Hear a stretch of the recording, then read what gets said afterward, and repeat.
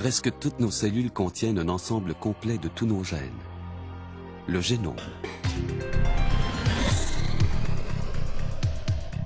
Si nous pouvions voyager à l'intérieur du noyau d'une de nos cellules, nous y découvririons 23 paires de chromosomes.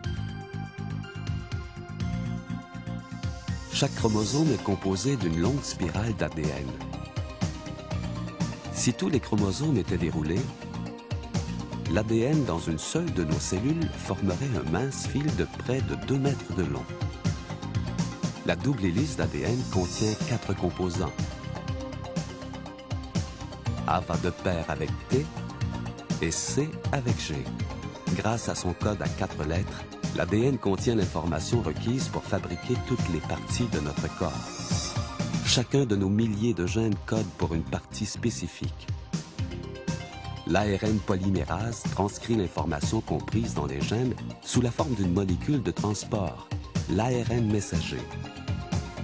Les composants de l'ADN et de l'ARN messager s'appellent des bases. Les bases sur un brin d'ADN spécifient l'ordre des bases sur le nouveau brin d'ARN messager.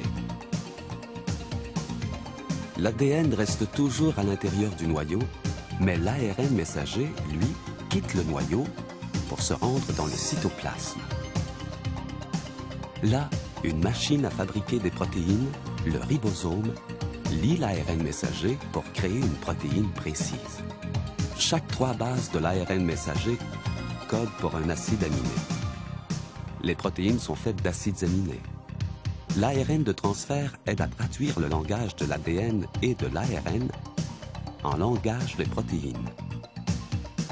Les molécules de l'ARN de transfert apportent les acides aminés au ribosome qui les assemble pour former une protéine. Les protéines sont nos bâtisseurs. Plusieurs forment des structures comme les tendons et les cheveux. D'autres perçoivent la lumière, les sensations et les saveurs, alors que certaines contrôlent les réactions chimiques et transmettent des messages entre les cellules. Pour comprendre notre monde moléculaire, les scientifiques ont lu les 3 milliards de lettres qui composent l'ADN du génome humain. Différents ensembles de gènes, interagissant avec des facteurs environnementaux complexes, influencent notre apparence, notre personnalité et nos risques face aux maladies telles le cancer et les maladies du cœur.